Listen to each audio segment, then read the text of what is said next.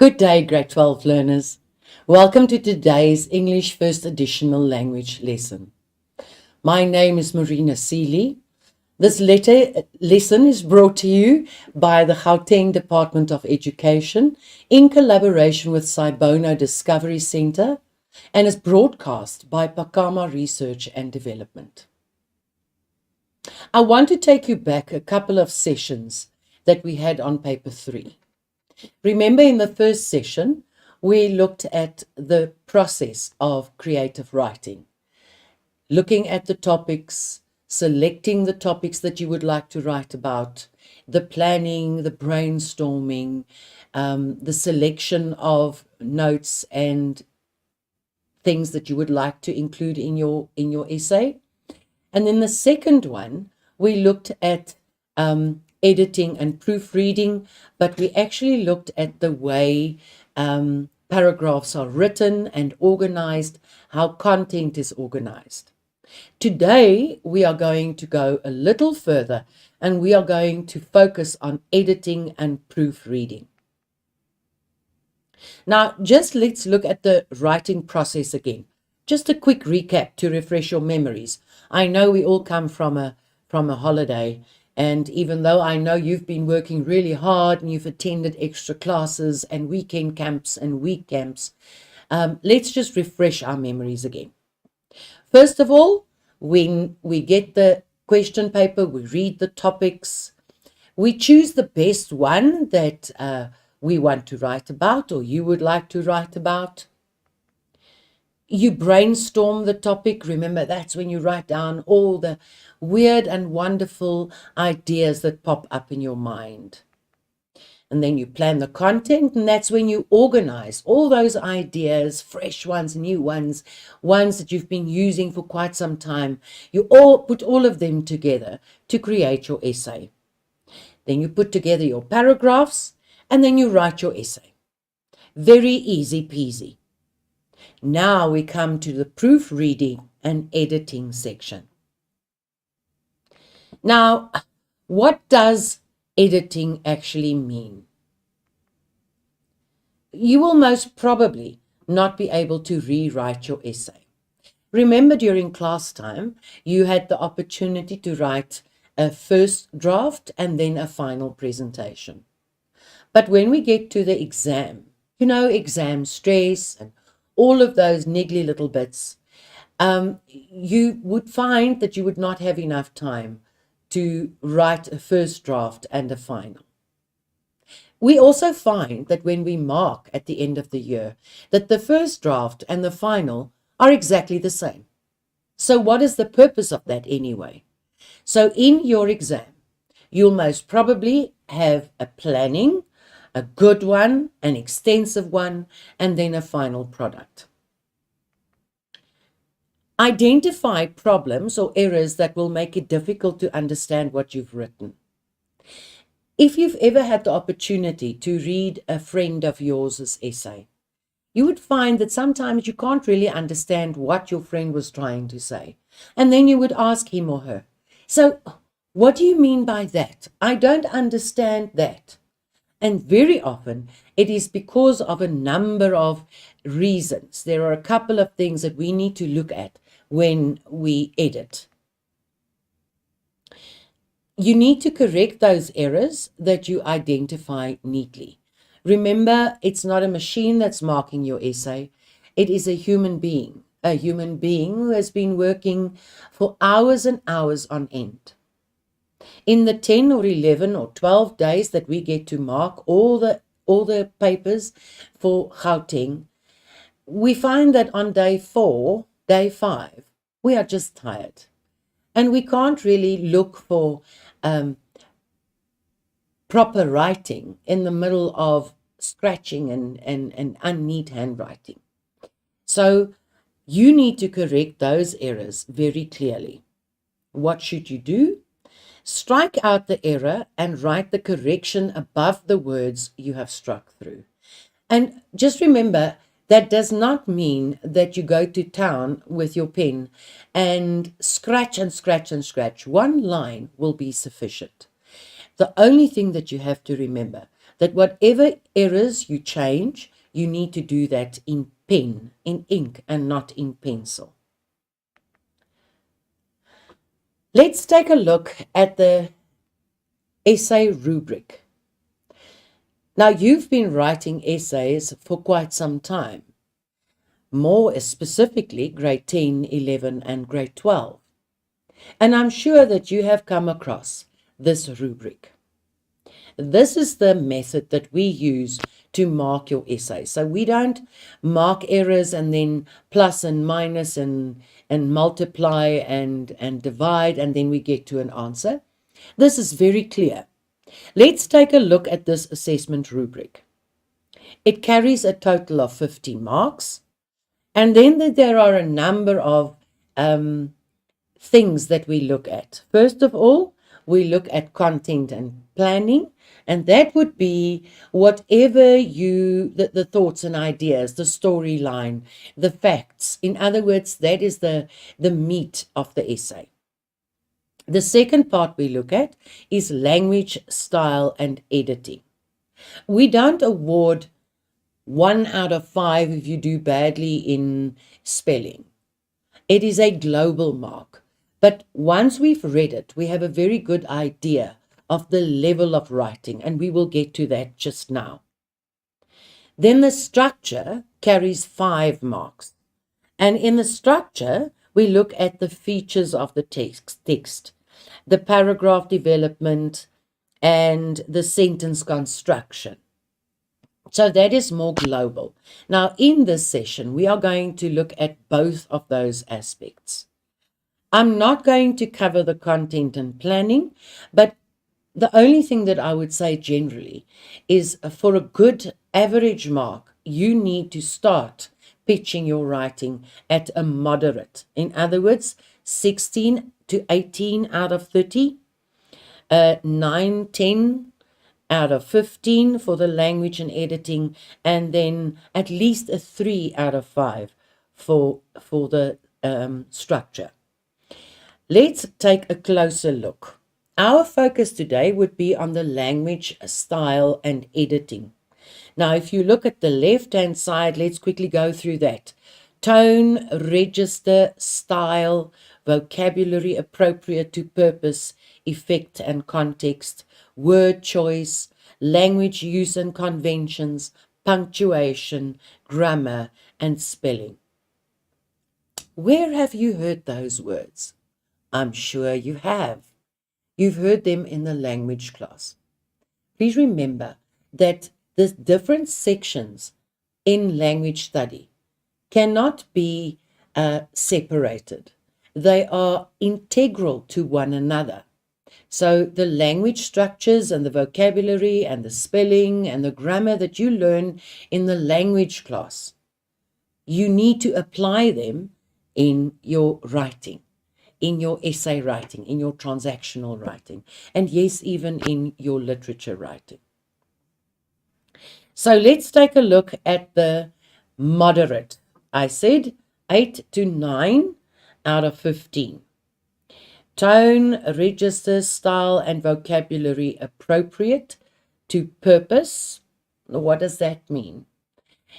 When you write, obviously you have a target audience. When you are writing a story, you want to entertain. When you write a factual essay, you want to share thoughts. When you are writing an argumentative essay, you want to show your point of view and try and convince the reader of what you think about a specific topic. Audience and context, appropriate use of language to convey meaning. I will refer to that a little later. We are so used to watching American television that we tend to lose sight of the fact that we are studying standard English.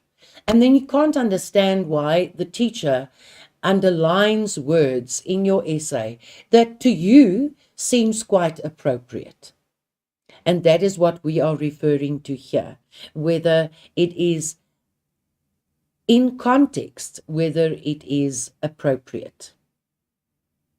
Tone is appropriate, Now, we looked at tone and atmosphere, and we have also spoken about the fact that the choice of words would determine the tone or the atmosphere in your piece of writing.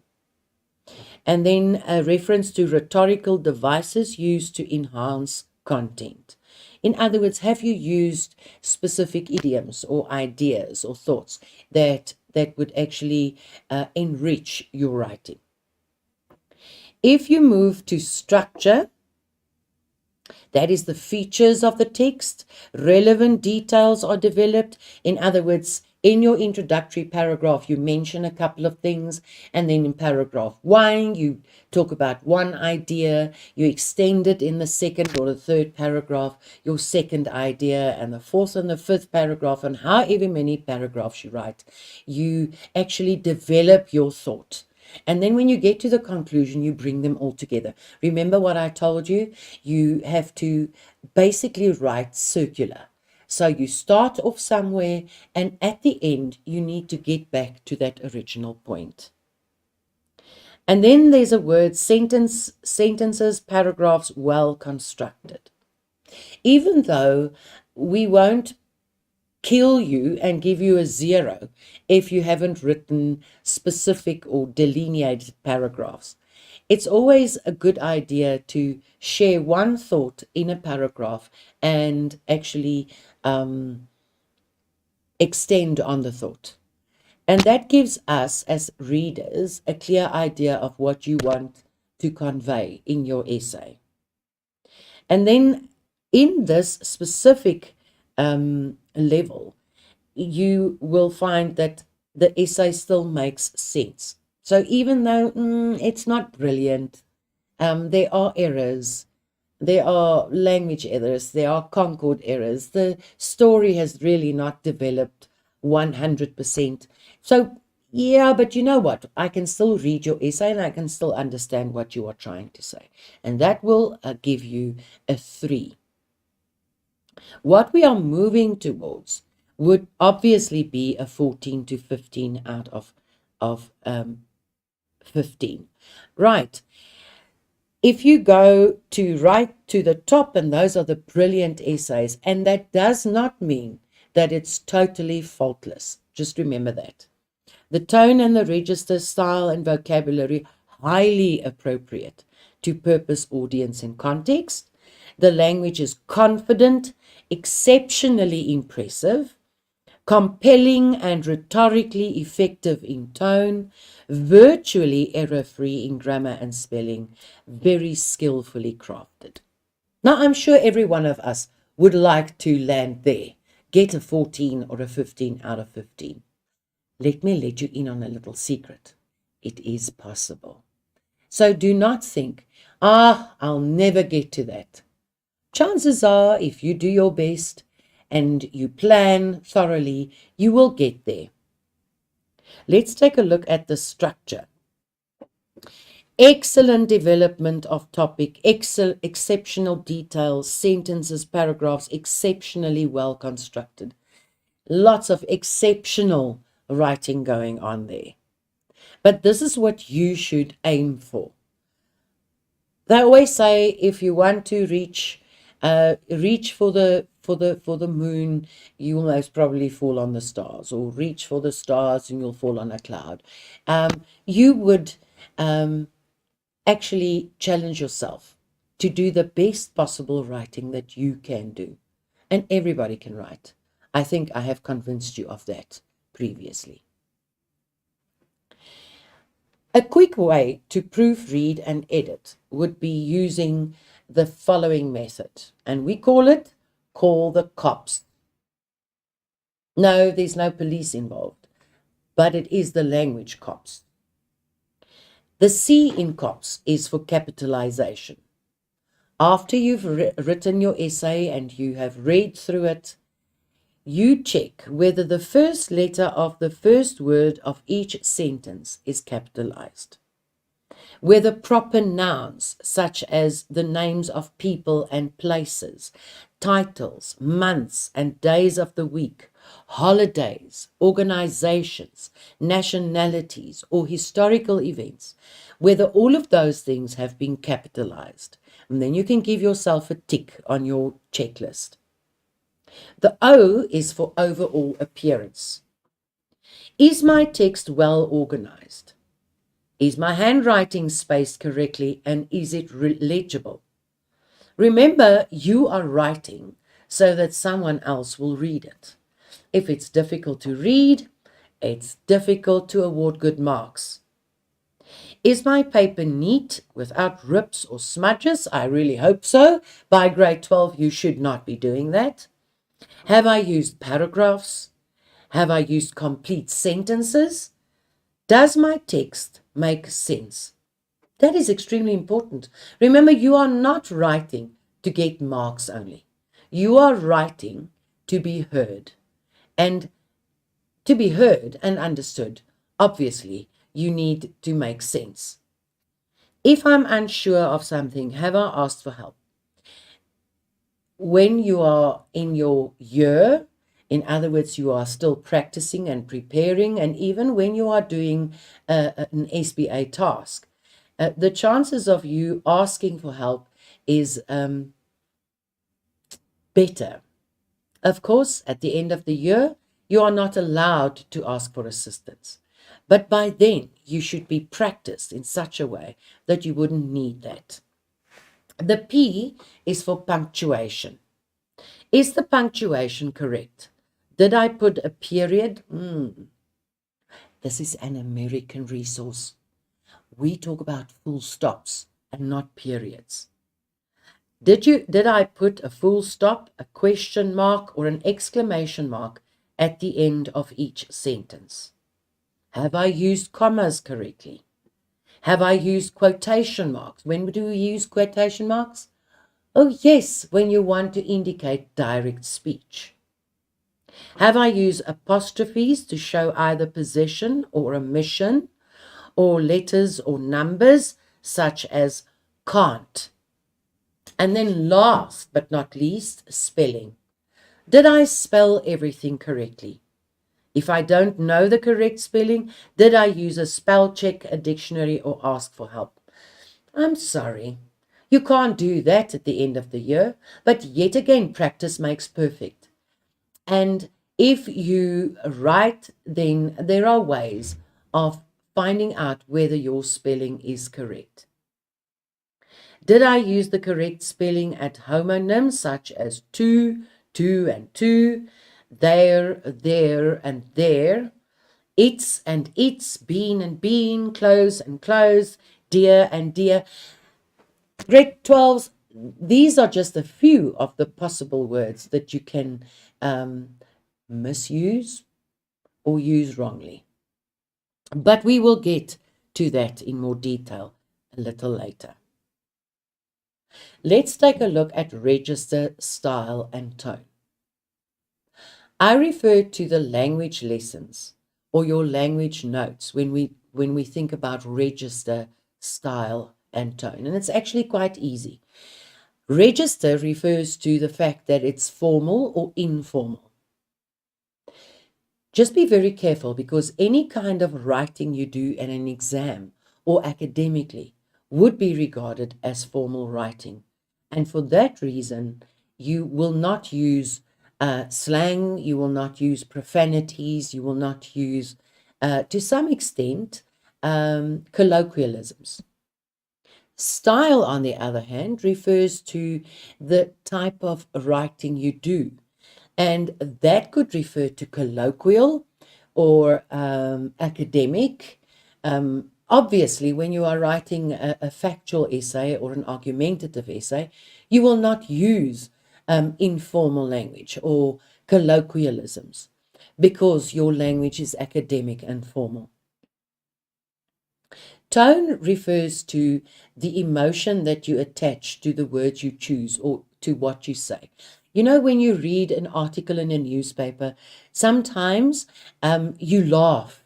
So the purpose of that passage is to entertain you. Sometimes your writing is supposed to inform. Sometimes, like an argumentative essay or even a discursive essay to a large extent, you want to convince someone of a specific point of view. And that can be determined by the tone that you use. Remember, as I said, almost always formal register. And having said that, it is ideal that you don't use contractions. What do I mean by that? You know, won't, can't, don't, isn't, doesn't, and then the bane of my existence, ain't. Right, so rather than writing won't, you will write will not, can't, cannot, it's, it is, ain't, are not, or is not. Do not use language that you would use in short cell phone messages, such as WhatsApp or Snapchat. Yes, I know you have many more platforms, social platforms that you can choose from. Please forgive me for just focusing on these two. And what do I mean by that? You know that LOL, and I've actually, I won't even say I've forgotten. I just miss out on all those interpretations. But try and not use them. Do not use slang. Slang refers to language like gonna, wanna, ain't, bro. You know, and that is the American influence that actually comes across. We are not allowed to use slang because it is not formal language. In other words, formal register. Never, ever do we use profanities. Now, profanities refer to swear words, and they are definitely not appropriate for formal writing, any writing or speaking, as a matter of fact. Let's take a look at sentences. You will remember when we started off with paper 3, I referred to sentence length. The shorter the sentence, the more stress you put on those specific words. If you are writing a narrative essay and you want to create tension, obviously your sentences will be short, like bullets shot into the air, you know, quite short. And it's there to create tension. We don't have beautiful music or threatening music or weird instruments to create that tension as we will have in movies. So the writer needs to use specific sentences or words to create that tension for the reader to want to read on or to react to what we are writing. We need to vary sentence length. If you write an essay and it consists only of short sentences, imagine how boring that would be. We lose interest so very quickly. So vary them. A long sentence loses a lot of impact. I think I've mentioned before that I've marked essays where a paragraph consists of one sentence only. You know, by the second line, you have lost me. In other words, the purpose of your writing goes astray and I lose interest. I have to reread the sentences because I don't understand what you are trying to say. And remember, writing is communication. And I need to understand what you are trying to say. Too many short sentences, on the other hand, become tedious. It might look as though you can't really write or you are grade 1. You must act grade 12. You have learned all the skills to use various sentence lengths. So go for it. Let's read the sentences. The Space Shuttle Columbia disintegrated on its journey back to Earth on Saturday, 1 February 2003. The crew of 7 were killed. The crew of the Space Shuttle consisted of 6 American astronauts and 1 Israeli astronaut. They were returning from a 16-day mission into space. It was a spectacle. It shocked the American nation. The space shuttle was flying over Texas. It was re-entering the Earth's atmosphere. The time was about 9 o'clock in the morning. People heard a loud roar. Clouds hung over the sky afterwards, and debris spread over 100 kilometers. It is very clear this describes the space shuttle that actually shattered when it entered the Earth's atmosphere in 2003. It's factual, it gives a lot of information, and I am 100% sure that the information is correct. So have we achieved our objective of informing? Yes, we did. But a lot of atmosphere and tone has gone because we used straightforward sentences. Vocabulary is okay-ish. And I also find that some of the information is a little back to front. So we need to read it carefully and decide, how can we adjust the content to make it more effective? Just by the look of it, I already see in the second and the third sentences that there's repetition going on.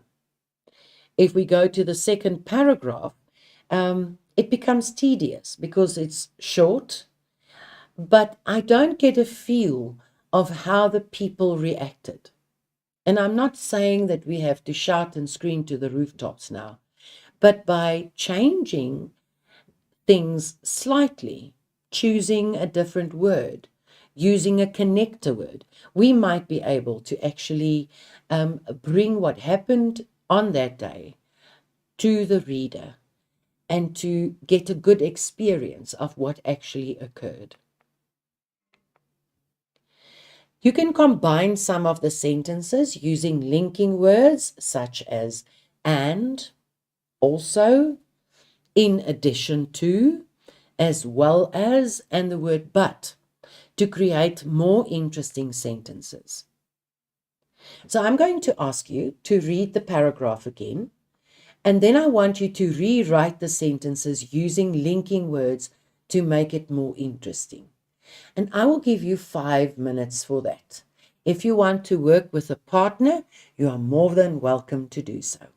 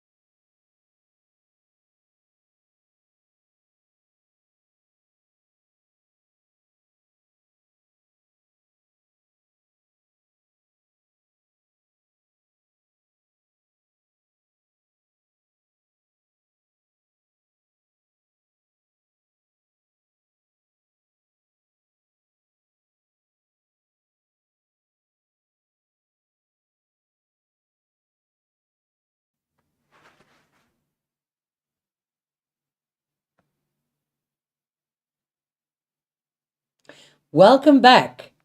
Let's see what you have been able to do. I want you to mark your own response. Please remember that you cannot compare yourself to me or to a teacher or even to your friends. You are you, and you would combine and change and edit that paragraph the way you see fit. And yours might not be wrong, mine might not be right, and the other way around. But this is my take on it. The space shuttle Columbia disintegrated on its journey back to Earth on Saturday, 1st of February 2003, killing the crew of 7. Do you see how I've actually combined a number of ideas? I introduced the paragraph by referring to the space shuttle specifically. So now the reader knows exactly that this is what this paragraph is all about. The crew of the space shuttle, more information, which was returning from a 16-day mission into space, consisted of 6 American astronauts and one Israeli astronaut. So we've given extra information on the crew, not 2 separate sentences, but we have combined them to add more interest. It was a spectacle that shocked the American nation. The space shuttle was flying over Texas as it was re-entering the Earth's atmosphere. The time was about 9 in the morning when people heard the loud roar. Afterwards, clouds hung over the sky and debris was spread over 100 kilometers. Same information. I didn't change a word, but what I did was I changed sentence structure, and that is a bit of editing. By adding linking words and combining sentences, the content makes more sense and it creates more interest.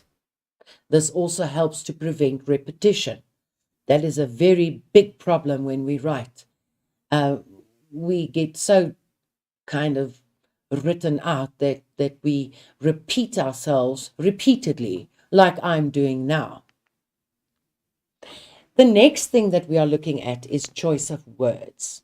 Now, we looked at the choice of words in the first session as well as the second session, and we said that words create pictures in the reader's mind. In the same way that an artist uses paint or chalk or coloring pencils or whatever medium they use to create pictures, in the same way a writer uses words to create pictures in the reader's mind.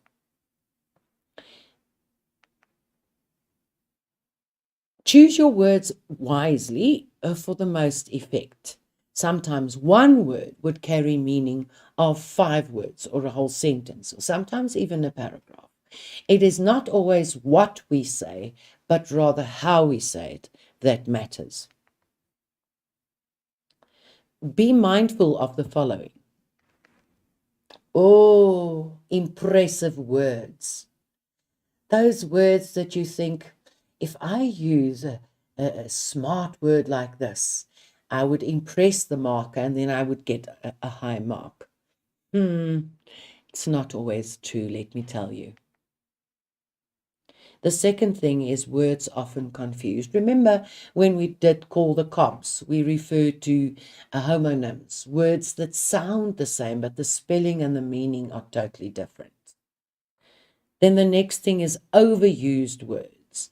The word and is a very good connector, but it becomes really boring and you lose interest if you use it too often. And then last but not least, spelling.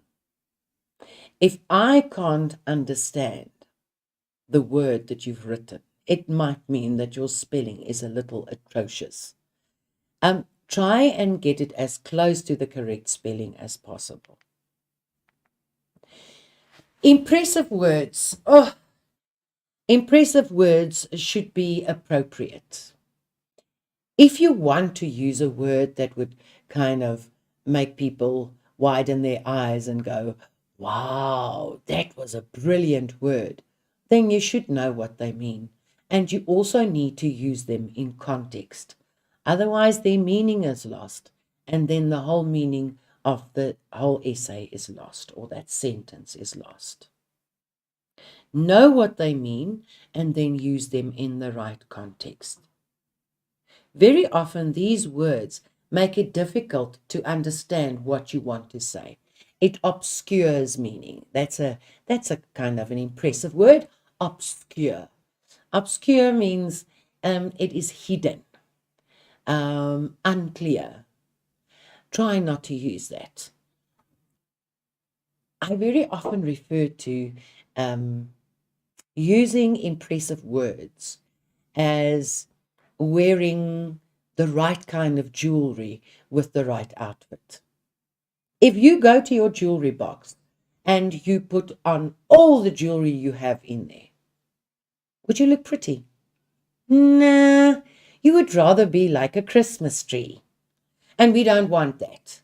We want simple and elegant, understated class. And that is what should happen.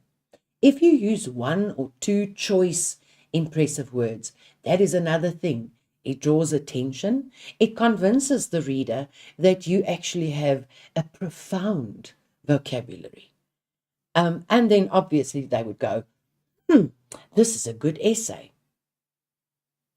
But the opposite is also true. So be mindful of that. Keep it simple. Let's take a look at a couple of words often confused. And I know it is not so much that you don't understand. It is more to do with the spelling. You write as you pronounce, and sometimes that pronunciation would lead you to a wrong kind of word, and that would actually also obscure meaning. The first one would be there and there. And I want to add the there that was in the previous slide or two slides ago. Now, THERE, the very first one, indicates direction or position. I want to go there, okay, direction. There are 5 children in the class. It indicates position. Right, where are they? There are 5 of them. Then the house is there, direction. On the other hand, there, THEIR, is a pronoun. This is their house. I want to congratulate them on their success. In other words, pronoun.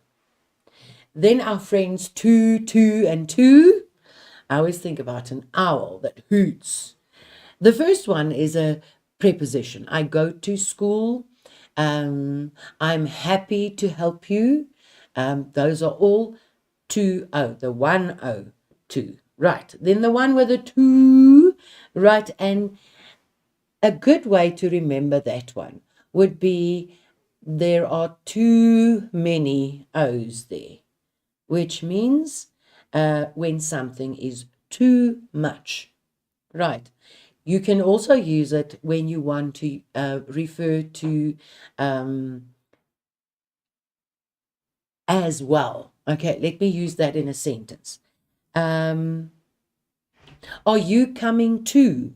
Right, that would be the to, TOO. And then obviously the last one, that's a number, TWO. And then whether in weather, the WHETHER one can be replaced with if. And we often use that in indirect speech or reported speech. And then the second one refers to the weather outside, whether it's cold or windy or sunny or rainy or whatever. That is the WEATHER. Then no and now, and I included this one specifically because technically it's not a homonym or a homophone. It is pronounced differently, but sometimes they do get confused.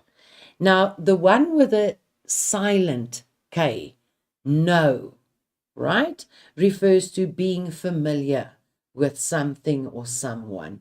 I know that answer, or I know that boy. Right, K-N-O-W. And remember, we never pronounce the K, so it's no. Right, the second one is now. Right, and that indicates time. What are you doing now? Ooh, I am teaching a virtual streaming lesson now. At the moment, I'm teaching a lesson. At the moment, you are watching and learning and hopefully writing information down. So that would refer to time. Remember, there are loads of other examples that you can use. Ask your teacher or go to resource books and find more of those that you can use or that you will become aware of to try and use the correct ones. Then overused words. I refer to the word and. Very often it is used as a connector between ideas. Remember, we used that in the very first activity that we did. It makes sentences too long and impact the meaning. In other words, the meaning is lost if it is used too often. And that is when you write the whole paragraph in one sentence and you just connect all the ideas with and. It very often happens if you tell a story or you are excited, then you would say, and then we went there, and then we did that. Girls often do that, don't they? The boys I know are very quiet and reserved. They wouldn't use that. No, I'm not being sexist. It's just an example. When you are excited and you want to share information, then you would often use the word and. In writing, it becomes long-winded, and that is when meaning is lost. When I was a teacher, the word nice was a word that did not exist. And if you used it, you were severely punished. Not by means of anything horrible.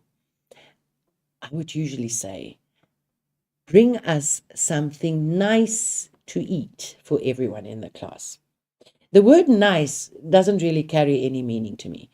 Find a word that is more descriptive in the context that it is used. I've included a couple of examples. Fabulous experience. It was a fabulous experience, as opposed to it was a nice experience. What does nice actually say? If you ask someone, so how do I look? And he or she says, you look nice. What does that mean? No, you look breathtaking. Or you can refer to a breathtaking view or scrumptious food. How was the food? It was nice. It doesn't say anything to me. If you say scrumptious, you can almost smell and taste the food. So I challenge you to find some words that you can use in context. Words happy, sad, good, bad.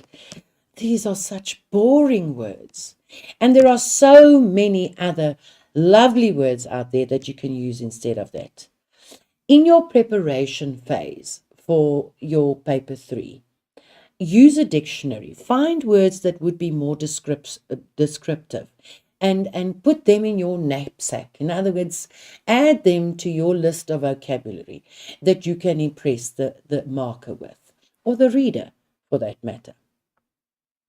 Spelling, short and sweet. Make sure that the spelling of words is correct. As I said before, we do not count the spelling errors and then give you a mark based on that. But sometimes if you spell a word wrongly, it obscures meaning yet again. So try as far as possible to keep the spelling correct. If you are unsure, break it up into syllables. A word like extraordinary, for example. Extra or de ne re. Remember when you did that in grade 1? That was the purpose. You had to break it up into syllables so that you can actually write down what you hear. And then while I'm saying that, pronunciation is extremely important. Right, so another activity for you. I'm going to read the paragraph with you, and then I'm going to ask you to identify and correct the words, wrong words used or spelling errors in this paragraph. And I'm going to give you 5 minutes for that again.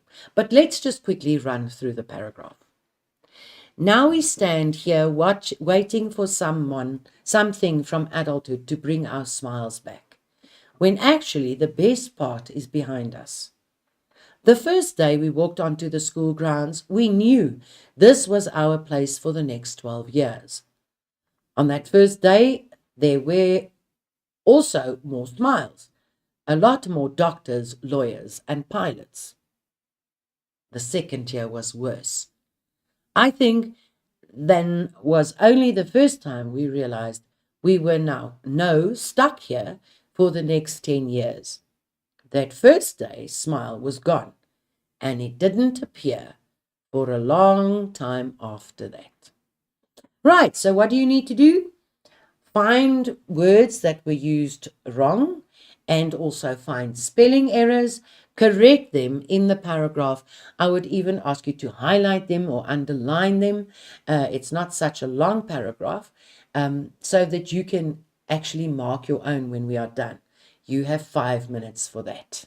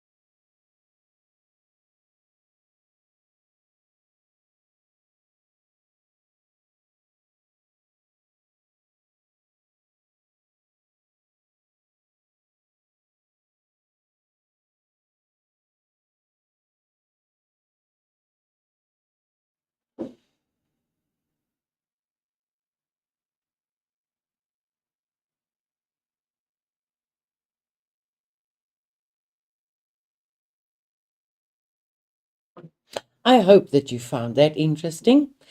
When I read the paragraph, I actually realized, and you might also have realized, that some meaning went astray. You couldn't quite understand what was being said. So let's take a look at the paragraph. I have taken the liberty of highlighting the errors. I'm going to jump through them quickly. Now we stand here waiting for something from adulthood to bring our smiles back when actually the best part is behind us. The first day we walked into the school grounds, we knew this was our place for the next 12 years. On that first day, there were also more smiles, a lot more doctors, lawyers, and pilots. The second year was the worst. I think then was only the first time we realized we were stuck here for the next 10 years.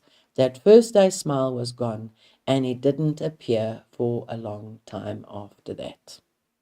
Let's take a look at the correct one. Now we stand here, you see that, waiting for something from adulthood to bring our smiles back. When actually, spelling, double L, the first day we walked onto the school grounds, we knew, K-N-E-W, past tense of know. This was our place for the next 12 years. On that first day, there were, pronunciation. Also more smiles, more doctors, lawyers, and pilots. The second year was the worst. That is the superlative, ne? Worst, worst. I think that was the first time we realized that we were now and not new, because that doesn't make sense. Stuck here for the next 10 years. That first day was gone, and it did not, contraction, appear for 2 words a long time after that. Capitalization. A capital letter is used in the beginning of every new sentence. The pronoun I is always capitalized. That is a big problem. Even if you were taught to write it in undercase, it is capitalized. I am important. Names of people, places, and institutions are written in capital letters. Never capitalize a word to emphasize it. It very often happens that if you want to place emphasis on a specific word or idea, you want to capitalize it. You want to show that it's important. In the same way that we sometimes want to put words in inverted commas to indicate that it's important. Never capitalize a common noun in the middle of a sentence. We'll get to an example of that just now. Right, sometimes I wonder, why is my mother always avoiding to talk about my father? Why is she always ignoring conversations about him? You can already see the errors. Remember, focus a little on capitalization and then also on word meaning. Is he dead? Is he arrested? Did he leave us? I wonder what happened. Maybe my mother is just trying to protect us. Let's read them quickly again and then correct any spelling words or words used wrongly. Correct all incorrect capitalization errors. You have 5 minutes, but let's change this up a little and let's do it together. Sometimes I, capital letter, wonder why my mother avoids talking about my father. You see what I did with the first sentence. In the previous one, let's just go back to that one. Sorry about that, a little technical glitch. Sometimes I wonder, why is my mother always avoiding to talk? It's a little lopsided. So when we get to the next one, you'll see what I did. I wonder why my mother avoids talking about my father. That makes more sense. Why, and then wonder as well. Why is she always ignoring conversations about him? Conversations not capitalized. Is he dead? Question mark. Has he been arrested? A little change in tense. Did he leave us? I wonder what happened. Maybe my mother is just trying to protect us. So let's see what I did. The I is capitalized. Number one, remember, we always capitalize the I. Wonder has been used incorrectly. To wander with an A, W-A-N-D-E-R, means to walk leisurely. In other words, I wander through the park, or I wander down the street. But it's not that, I wonder what this is all about. Right, so you need to distinguish that clearly. The next one, why is my mother always avoiding to talk? Oof, the word order and the tense is all wrong, and we need to correct that. Conversations, as I said, should not be capitalized. The word leaf, L-E-A-F, refers to something green that grows on trees. We all know that. So pronunciation is very important. A quick tip. If you want to know whether it's with an F or a V, pronounce it. And if it is voiced, like leave, you hear there's a sound going on, then it is a V. If it doesn't have voice, leaf, it is still fricative, but there's no voice, leaf, then you know it should be spelled with an F.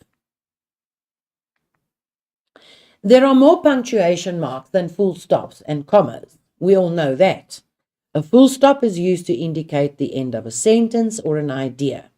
A comma is used to indicate a pause to clarify the meaning of sentences, and it might also indicate extra information.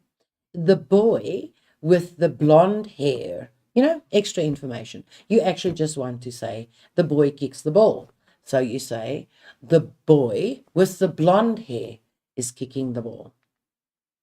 Punctuation marks give meaning to sentences and very often carry tonal value. Now, I've referred to tone before. Tone refers to the emotion that is attached to what is being said. And we often use that in literature as well. They would ask you, what tone does the character use to indicate this or that? And the tone is very often determined by the choice of words. If someone is angry, he might shout, and then you would use an exclamation mark. That makes sense. If you ask a question, it will invariably be followed by a question mark. Quotation marks are used to indicate direct speech. That is, as we say, direct speech. And then a very important one is the apostrophe. We refer to that very often, and very often it is used totally in the wrong way. The apostrophe shows ownership. Right, that in other words, you can say it is my mom's face or the mom's face. Or you can refer to the girls' bags. Now, look at how you use the apostrophe if you have a plural noun, girls' bags, right? As opposed to the mom's face. The apostrophe is also used to indicate omission, but we very rarely use that when we write essays. We will find that in poetry very often when we get to the Shakespeares and the old poets. Omission is very often used. It's also very often used in songs to make the rhythm go. Right, so if you have a long word and you can't use the full word, but you want to keep within the rhythm, then sometimes omission is used. And the third instance in which an apostrophe is used to indicate contraction. Now, remember I said that we are not allowed to use contractions in formal writing. So instead of can't, you will use cannot. Just make sure that the apostrophe is in the right position. But yes, try and avoid using contractions in writing essays. I would suggest that you revisit the rules for the use of the apostrophe in your language notes. Go back to that. Remember, no man is an island and no section of language is an island either. So whatever rules you learn in language, you are going to apply in creative writing and literature. Never use the apostrophe to indicate a plural. This is extremely important. Photos, for example, you can't use an apostrophe. It's just PHOTOS, not apostrophe S. Right, try and if you are guilty of that, and you know when you look at your work during this year, you'll know whether you are guilty of that. The moment you see that happening, warning light should flash in your mind. Know that you don't ever make a plural with the apostrophe in the English language. Right, so let's read this paragraph. It is a known one. You might have seen the previous one was also one that we used in the previous session. I want us to read this paragraph and then, but I'm not going to read it with you. I'll give the paragraph to you again. What you need to do is to become aware of the following. The writer used punctuation marks, but some of the sentences could be more effective. I want you to read the paragraph again. You will rewrite it, including more effective punctuation. And remember to use capital letters if you use a full stop, exclamation mark, or a question mark to indicate the start of a new sentence. You may also use more effective or descriptive vocabulary. I referred to the tonal value. In other words, if you want to create tone, then obviously, or atmosphere, you're going to use specific words. You're going to choose them more carefully. And I'm going to give you 10 minutes for this exercise. It's a quite a long exercise, but I want you to use this opportunity to actually become aware of it. Right. So let's see. There you go.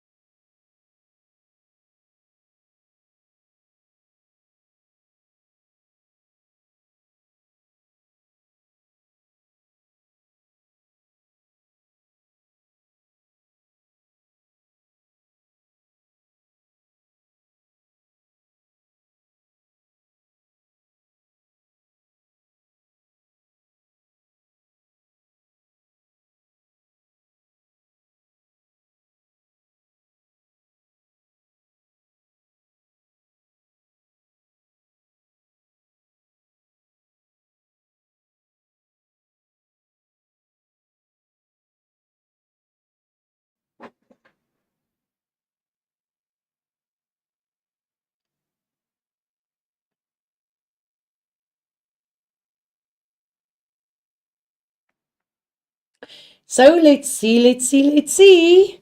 What could you come up with? I'm sharing my changed one. I want you to look at yours and see how you can improve it. And congratulations, because you have now formally done some editing and proofreading. I woke up Saturday morning after a peaceful night of sleep to the smell of strong coffee on my bedside table. I could hear the sound of my sister's favorite cartoon, Mr. Bean, coming from the family room. I could tell she was up early. The snores reverberating from my uncle's room told me that he was still asleep. He's definitely not a morning person. I shuffled into the kitchen, called by the tempting smells of toast and bacon. Good morning, my boy, Mom said. Breakfast is ready. Hey, Mom, I slurred, stifling a yawn, empty coffee cup trailing from my hand. I gazed at my mom's kind face, illuminated by the slither of sun creeping through the curtains, and plopped down on my regular seat at the wooden kitchen table. I grinned. She prepared an English breakfast, and even remembered my favorite apple juice. She had already made my day. I'm going to break it up into little pieces. I'm going to move through it a little faster. I woke up Saturday morning after a peaceful night of sleep to the smell of strong coffee on my bedside table. I started the paragraph with a verb, emphasizing my sensory perception. In other words, I jump right into what does the speaker hear, smell, taste the moment he wakes up, without changing any meaning, and that is what we call editing. I got rid of the misrelated participles, all the ing words without am, is, are, was, were. In other words, things like going to school on a Saturday is fun. Walking down the street, all of those ing words. Strictly speaking, if you want to use an ing word, then it has to have an am, is, are. In other words, a helping verb to make it make sense. I included more descriptive words such as peaceful, reverberating to create more vivid pictures. I included more commas and combined some of the sentences to avoid repetition. I shuffled into the kitchen, called by the tempting smells of toast and bacon. Shuffled instead of walked tells the reader that the speaker is still half asleep. Now, when you're an adult, shuffling is a general term to describe how a teenager walks. That's when you drag your feet, schloff, schloff. It sounds like shuffling. Okay, so that is a very good descriptive word to show that that boy is still half asleep. The word tempting indicates that the smell of breakfast enticed him, it invited him, it called him to get up and go to the kitchen. He's still tired. It's most probably Saturday, so he would not want to get up, but the smells, oh my word, just invites him down to see what his mother is cooking up. The specifics of the contents of the breakfast creates interest. In the previous one, he spoke about an English breakfast. Now, that's all very good and well, but what does it entail? Now, I know an English breakfast is not only toast and bacon. It's actually quite a spread. But in this case, toast and bacon is like the epitome, the highlight of breakfast, and the smells invite you to come in, especially that bacon.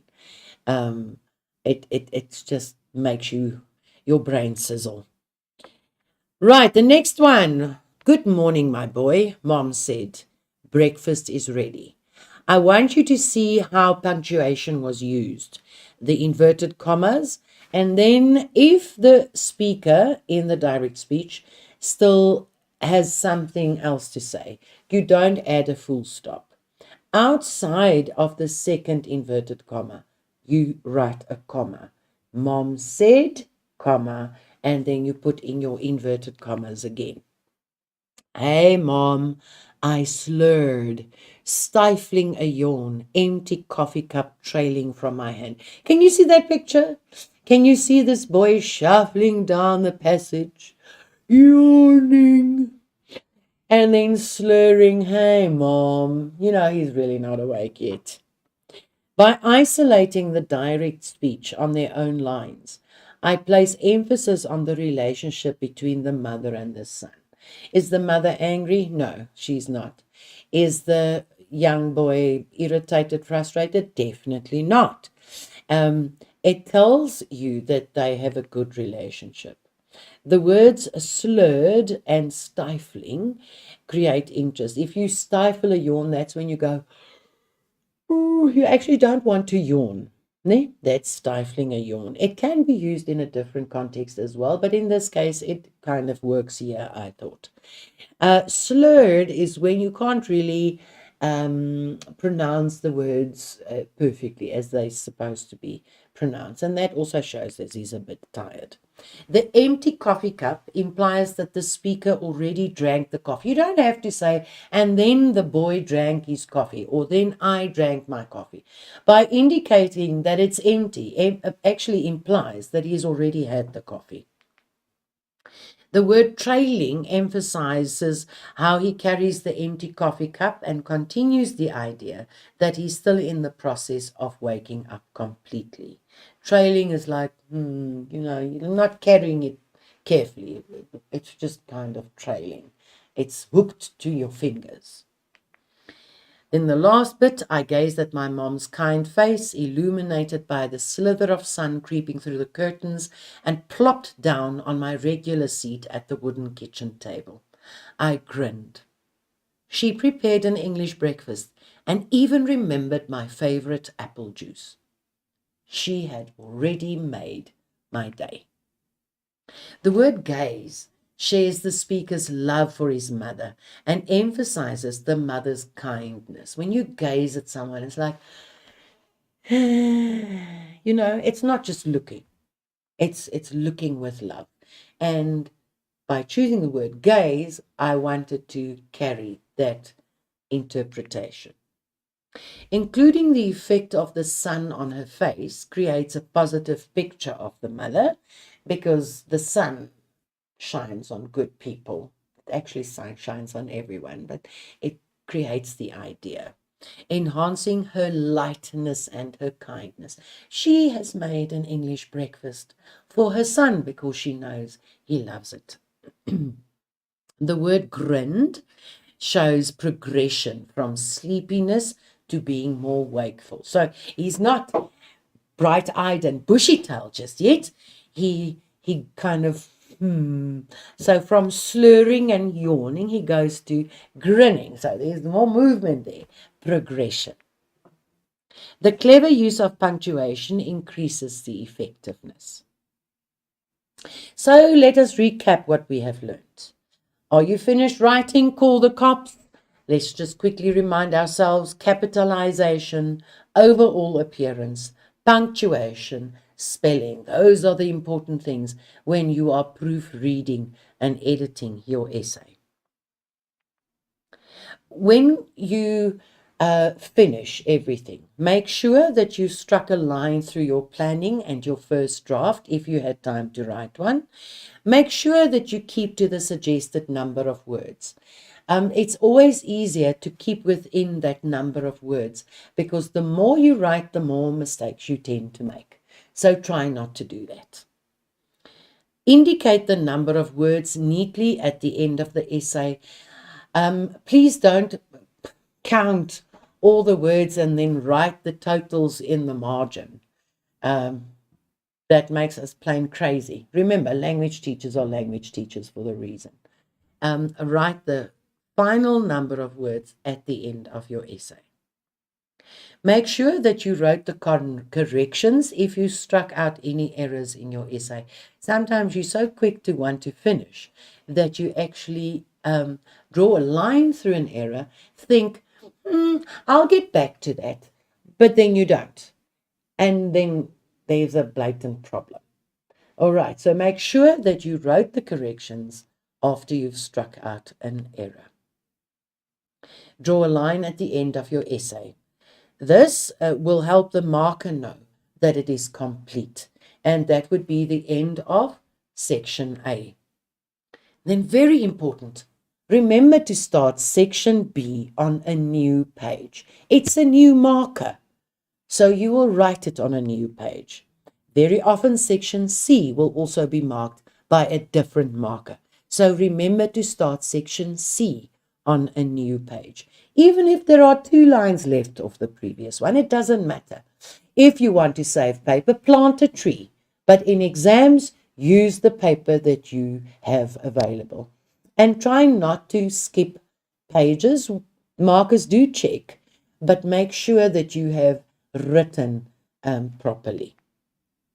In conclusion, remember, paper 1 is your naughty person.